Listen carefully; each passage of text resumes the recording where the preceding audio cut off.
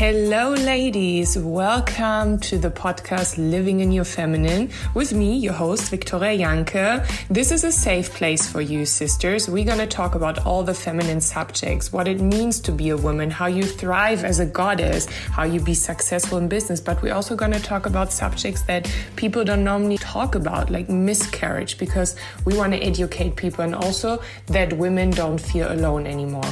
I have amazing experts who are going to give you so much value. So get a cup of tea and let's go. Welcome to another episode of Living in Your Feminine. I am super excited. Today's guest is Tuba Bozkurt. She is a politician from the Greens. She's a member of the parliament and she is all involved in helping women. She knows about economy, anti-discrimination. She was a consultant. She's super feminine. I met her at a red carpet event a few weeks ago and now she's my guest. I'm so excited. Hi Tuba, how are you doing?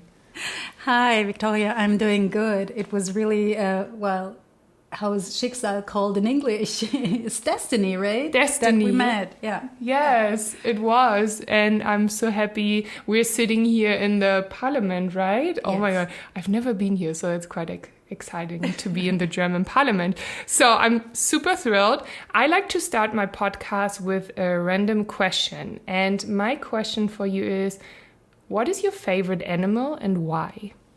Oh, that's easy. It's cats. Because first of all, I have a cat and I love cats. I love their attitude. I love that they have their own mind and they do what they like and they won't ever do anything you want them to do. So that I like. I love cats too. Yeah. They're so cute and I love to cuddle with them and I feel they're like a little bit like queens, you know? They're like, oh, if I want to cuddle with you, I come. If not, I sit here and I do my own thing. So I love them too. Your CV, I was looking at it. I was looking what you did in your life and you are so inspiring. I mean, you're young, you're already a politician, you're a woman in a very man-dominated field. And I would love if you could tell the listeners a little bit how you ended up being a politician with the Greens. Yeah. Well, thank you very much. For me, it seems very natural that the progress I've made in my life. But I am of Turkish background. I'm born and raised in Germany. My parents are Turkish. You know, in the 60s, the guest workers came to Germany and my grandfather was one of them. So this is my background. And I'm coming from a working family. I'm from a Muslim family. So I learned from the get-go that I have to push boundaries and that I have to push if I wanted to achieve something. And I was... back in the days when I was studying political sciences in a little town in south of Germany, back then I was wearing a headscarf, living a very Muslim life. And I decided, not just a decision, it was, I was looking around and I felt like in politics, in the media, in the fashion industry, and then many more industries, people like us were not really represented. Not just that you don't have women, but you don't have women of different backgrounds as well. So I felt... As a student of political sciences, I felt it was my duty to go in and fill the gap of representation. And I became a member of the Greens in 2009. It's been 15 years now. Wow, I'm old. I'm not that young. You look so young. Sometimes I do feel young, sometimes not. You're wise, beautiful woman. Thank you. Coming from you, thanks a lot. How old are you actually? I'm 40. Wow, I thought you were like my age, like No. 31. No. Wow. Okay, you look way younger though. Thanks. Oh, beautiful. Thanks a lot. I think it's the veganism.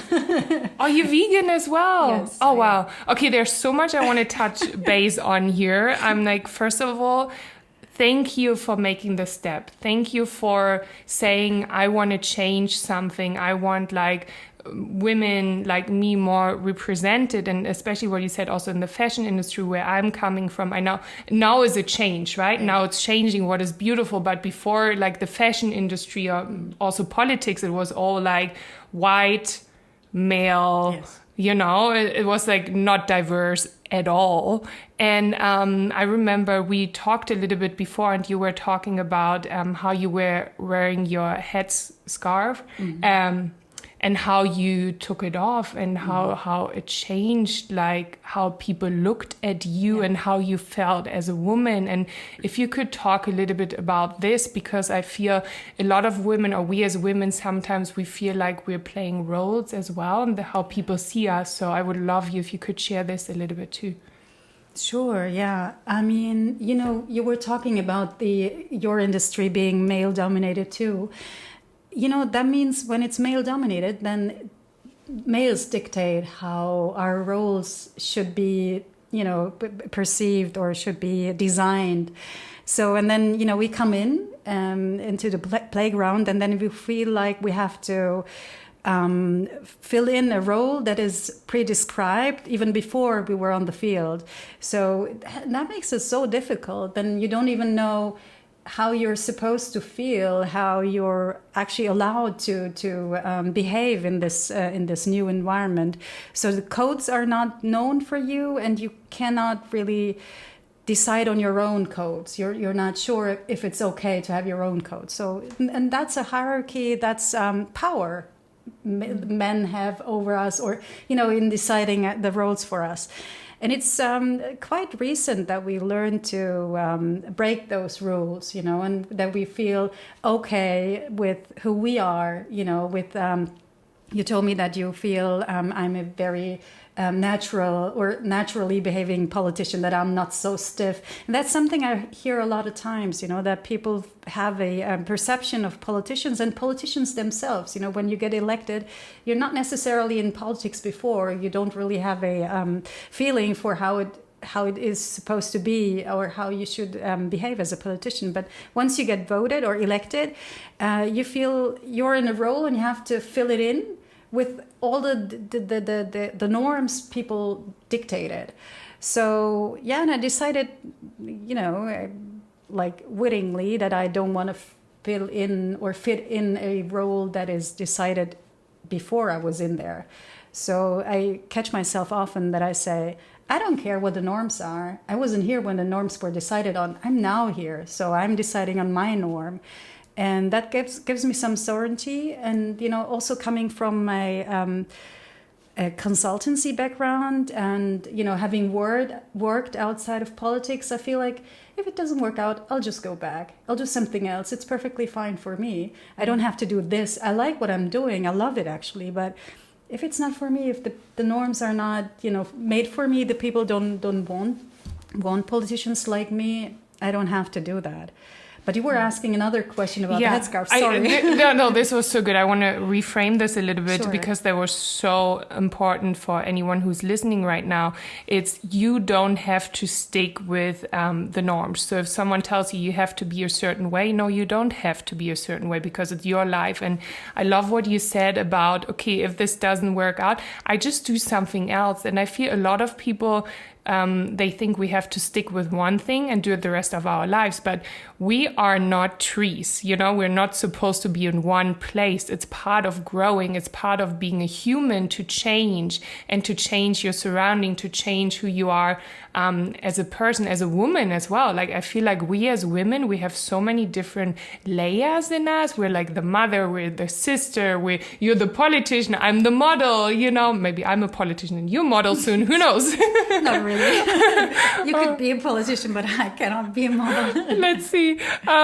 So yeah, that we don't have to stick with one thing. And I wonder, when you're wearing your headscarf, was that one thing when you were like, okay, I don't want to stick with a norm anymore, I'm going to take off my scarf? Or what was the moment that you were deciding, I'm going to take it off now, I'm going to be tuba without? Because you were wearing it most of your life before, right? Yeah.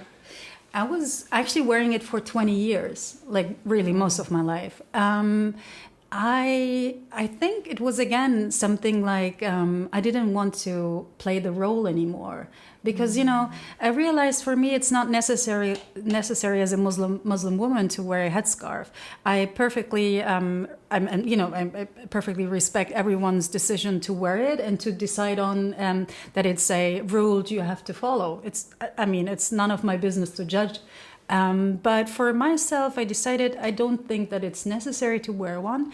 But I felt most of my life I was the headscarf more than I was tuba. And I had to play the role, especially in political fields. I was very active during, my university years. I was abroad a lot, and I've seen that people react to me differently. When I was saying something, it was like, wow, the woman with the headscarf said it. It had a different kind of power. It was good in a way too. But, you realize that it's only because you're wearing the headscarf that it plays a role.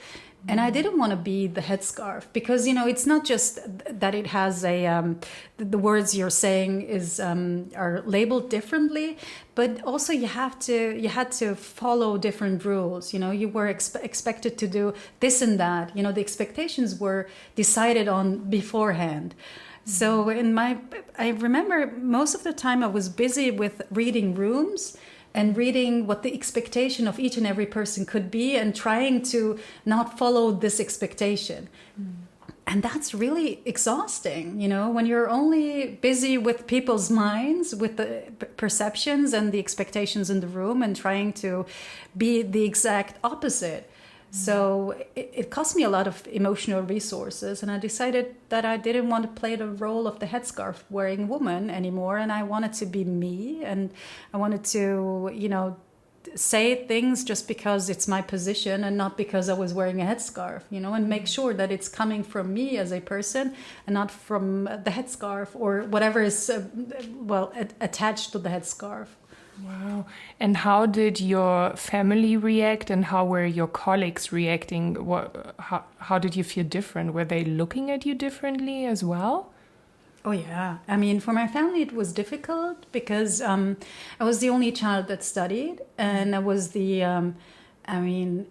back then I've been to the UN for a conference. I was an activist in the fields of nuclear non-proliferation against nuclear weapons. So I was at the UN attending a conference each year, and at one of these conferences I was allowed to deliver a speech, and it was a big thing. It was obviously, speaking to the UN, at the UN was at the headquarters in New York. It was a big thing, but for my family it was something so alien, so out of this world, because they've never had anyone studying, let alone going abroad, and then delivering a speech at the United Nations. It was huge.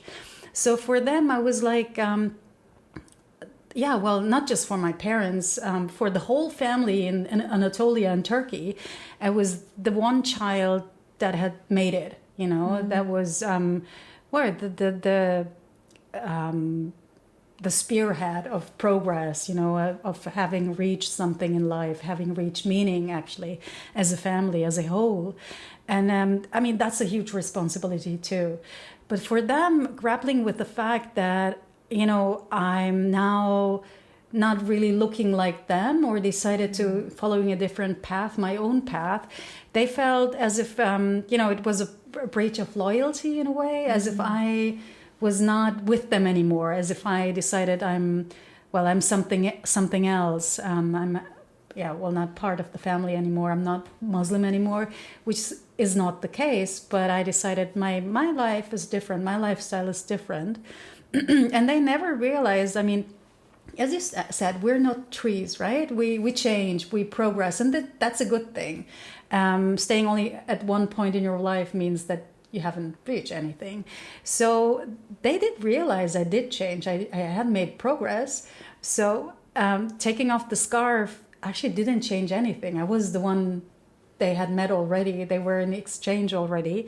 But for them, in a way, it was the scarf that still made me more similar to them, and that gave them a sense of security, that they still have an idea of who I am, And once that visible similarity was gone, they felt like they didn't know me anymore. And it took them a lot of time to understand they do know me. I'm still their child. They didn't change. I mean, of course, I made progress in my life, but emotionally, I didn't change. I'm with them still. And how did you how did you communicate with them that they are, because I feel like a lot of women, when they're going through a change, and I had the same, I changed my whole surrounding from living in LA, being with very significance driven people, to then going in my spiritual path and healing and helping others. And some people, they did not understand it and they disappeared from my life. But what I realized, and maybe that's what you did as well, I'm curious, I just was like, okay, people should accept me for who I am. Mm-hmm. I'm not playing a role. And even my family, I told them when I moved to the US, I was like, okay, this is I love you guys, but if you complain about my life, I have to distance myself, even though I love you all so much, and I really hope you can, love me no matter what I do. So did you have a conversation like this with your parents, or was it an ongoing thing where it then, because I guess now they are okay with you not wearing the headscarf, right? So did you have a conversation or, yeah? Yes.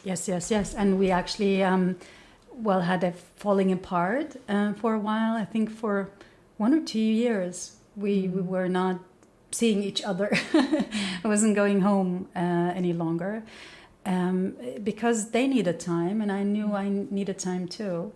And that they wanted me to come back, to move back in with them. And for me, that was unimaginable. And they needed time to understand that it's okay if their child moves on or moves in a different direction and has their own path.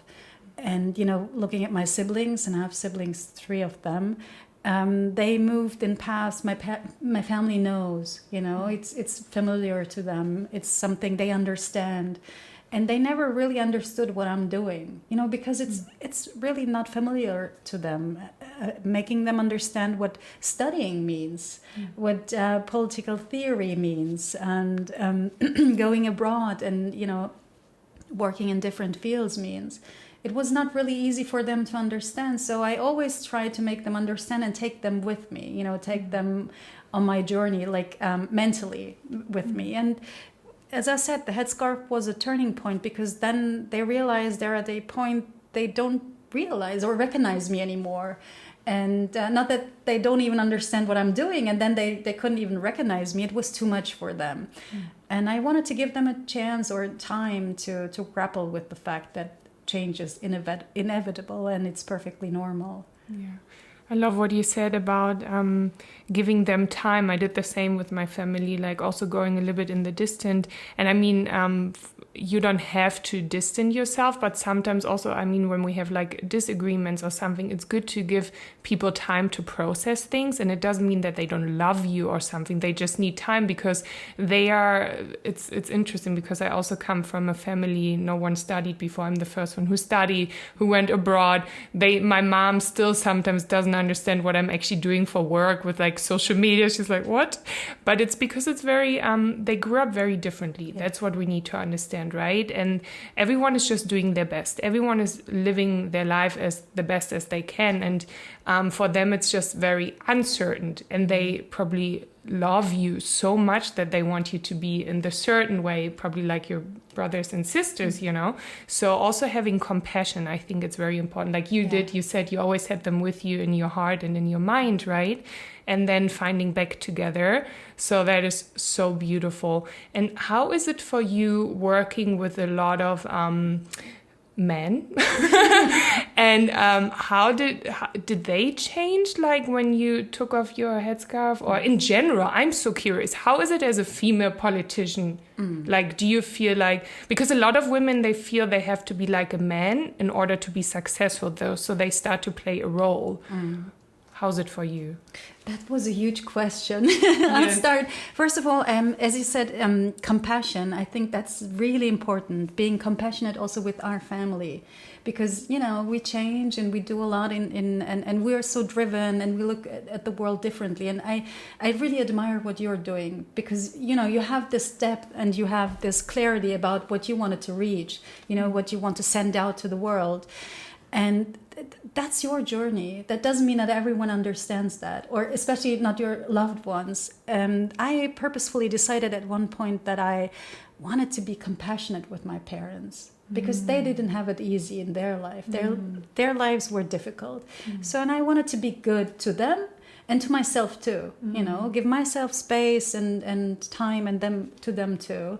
So that's why I love that you said, having compassion with your family too. Yeah. And not just with your family, right? If we are more compassionate with also other people in general, you never know what they're going through or what their journey is. So that's very important, to be compassionate and yeah. And how was it? Were the men compassionate with you as well? No. No, yeah, because I think that's really interesting, and maybe your listeners are interested in that too. When I took off the headscarf, my life changed like 360 immediately. First of all, people see you with a headscarf. I was I don't know, something neutral. Some alien person or alien living, but obviously not a woman, not a sexual object. And that changed in an instant. I wasn't really prepared for. I didn't know what it means to be perceived as an object. I've never known that. I've never known being sexually attractive to men. I mean, yes, I was wearing makeup before too, and I maybe had pants on that were tight and everything, sure. But still, there was always this barrier, not just coming from me, also for the men too. They knew, okay, she's a devout Muslim. I can't, they had their barriers. I didn't have to talk about it anyway. But, without the headscarf, I felt so exposed. And I remember the first days I was only looking at the ground, because I was overwhelmed by the looks men gave me. They were, I felt as if they were eating me alive. I'm not saying that I'm super attractive or something like that. I was just being seen. You are very attractive, though, just saying. You're very beautiful. But I get what you mean with feeling like an object. And I had this, and I mean, when I got raped when I was 16, and you really, and also being in the modeling industry, there were some things happening, and I can just, it's like also for me, I was like in this very, in the childhood, and then someone like literally sees you like an object. And I feel a lot of women experience something similar, and it can be very intimidating. And what really helped me, because I still have that sometimes, like this anxiety when I walk in the street, and I mean, I'm 184 and blonde, and so I have men looking at me, and at you too. And what my coach really helped me with it, he helped me to see that as like something beautiful, because now I'm young, and who knows, in the future when I'm older, I mean, we still gonna be super hot, but it's just saying, but probably men look at you less, right? Yeah. So like also and then I shifted my thinking about it. So the men who are looking at me, they see me like a beautiful painting, a work of art, and they admiring this art. I decide if I give them permission to come to me and to like be close to this work of art or not. I always put like a little bubble around me, like I imagine a bubble that is protecting me. And this shifted so much in my thinking about like, okay, they're admiring me, they're admiring the piece of art, and I decide if I let a man close to me or not.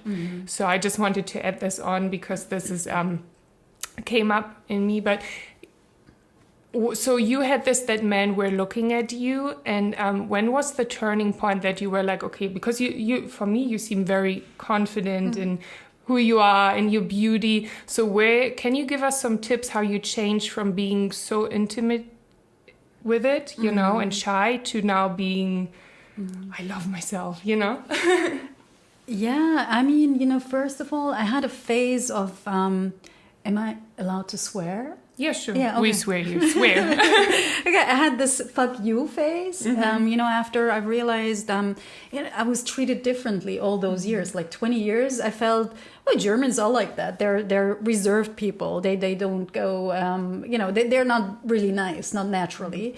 Or they don't see a reason to be, from nowhere nice to someone.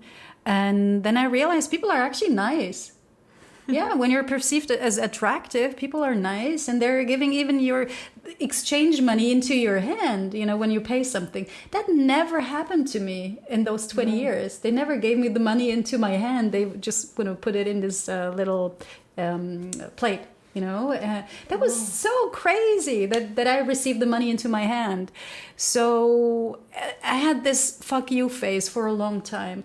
And I think that was the switch, or the turning point, that I realized, you know what, this is my life. I decide that I'm ruling here. And I decided, I realized that it's a huge power too, being perceived, first of all, not just being an object that I don't actually like, but the point that I'm perceived as attractive, being of migrational background means I'm being perceived as a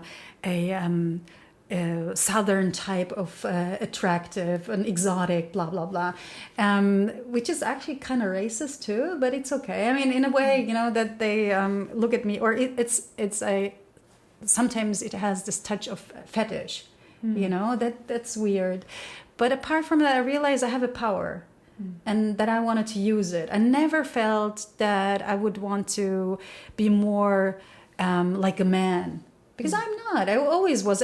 With the headscarf too, I was very feminine. I wanted to purposefully be a woman and, live as a woman. And my mom is like that too. She's very feminine, and she, she also with a headscarf and everything, and she is a little heavier, and still, I mean, for her, looking like a woman, feeling like a woman, behaving like a woman was very important. So we learned that at home, and I decided it's a superpower. I'm going to use it.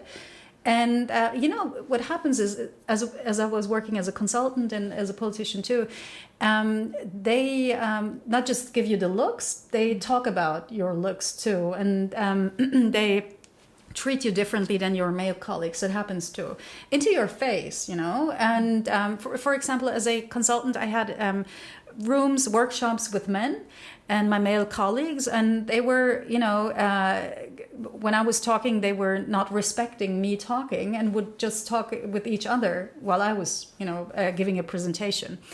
So I would confront them. I would say, you know what, we'll just make a coffee break. I'm going out. You'll chat, and when you're ready, I'm coming back.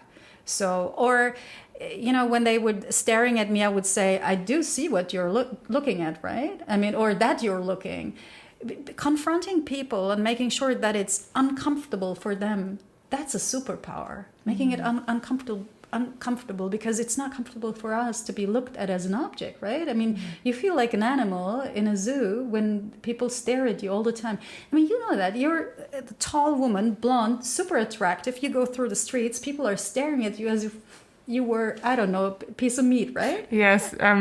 Yeah, actually, yes. And I started to just not see it anymore, as you said, taking your own power back, right? Because before I was also, I actually had a social anxiety. I couldn't even go on the street. I always thought someone wants something bad from me, or they're staring at me. So I love what you said about it's like your life, you're taking the power back, and also saying it. This is so powerful, what you just said, that you literally tell the guys okay, let's have a coffee break. You're not paying attention, I love that. And I had a similar situation. I'm also a host, and I was doing the soccer game. There were 1,000 people, mostly men. And they were screaming things like, oh, take off your shirt and all this, It was very not a nice feeling, let's say it like this. And I was thinking, okay, I have two decisions now. I can put myself in the victim position where I cry and get off the stage, or I stand my woman and I'm born in Berlin, so I have a Berliner Schnauze, so I'm super direct. And I was when he told me this, I saw the guy who did it, and I said okay, I do it if you take off your shirt and all your friends too. And then they started to laugh, and then they were like, this was over. Sometimes also getting them back with what they're doing to you, like you said, right? You tell them, let's have a break, or you tell them, or like doing it in a humor way. So that is super interesting, and it's so powerful to take your own power back, especially as a woman. And I love you're very feminine. Your mom is very feminine too. Also, when you're in an environment where there's a lot of male dominance, that you be yourself, because I feel like a lot of women, they feel like they need to be like a man, and then they stop being themselves, and then they lose the connection to themselves. What are some tips that you do to be feminine? Is it like wearing makeup? What is it? Yeah, definitely makeup, really. And also, putting nice clothes on, dressing nice, putting perfume on, like purposefully being very feminine. And, with a chain, with earrings, with all that. Because, of course, it draws more attention to you and to your appearance, but it's in a way also a shield.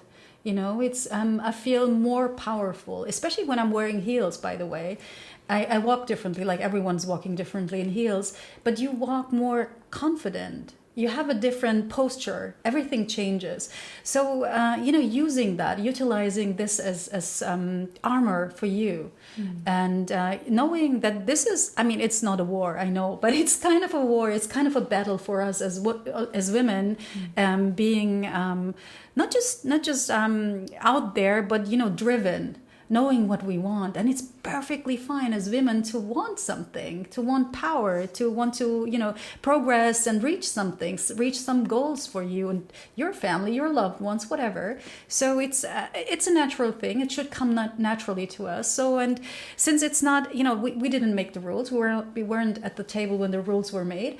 Either we change the rules, that takes time, or we use some armor to be, prepared and equipped for this fight we have to go through. I love what you said about seeing the feminine as your power, being a feminine warrior, right? Especially with what is going on in the world. We need more female leaders, and I encourage everyone who's listening, you can start doing this in your own space. You can be like teaching your kids, creating a community of women, talking about, like being feminine, talking about helping each other. So really see the not just the strength, but also the love in the feminine, because what the world is needing right now is definitely more feminine and more female leaders. We really, really need that. Wow, this was such a beautiful conversation. Thank you, Tuba. Thank you. Is there anything else you would like to share or give the listeners? Where can they find you? How can they stay connected with you? They can find me on Instagram, but my content is mostly in German, since I'm a German politician. But I loved it. It was really such a deep talk, and I usually don't have this kind of talks, and I miss it. It's a talk I had with friends. The sessions on the sofa with a glass of wine with your friends, and you're talking not just about your exes and the idiots you were with, but also about career, about your feelings. So it was really, really great. I think if I could give a message out is be good to yourself and talk with your friends, talk with loved ones, and just push the boundaries together. That's our strength, having each other and pushing it together. And as I said, on social media, I can be found at Tuba Bozkurt. Whether the people understand. I will link it. Yes, I'm like on social media like everyone else, but I'm not as popular as you are. I don't have a lot following. You have such a great heart, and I love what you said about being kind to yourself and to, maybe you have someone now you want to call your best friend and say, like, let's have a wine together and let's listen to this podcast episode again, or let's look at Tuba's profile, learn some German. I thank you. Thank you so much. Thank you very much, Victoria. It was amazing. Thank you, Tuba.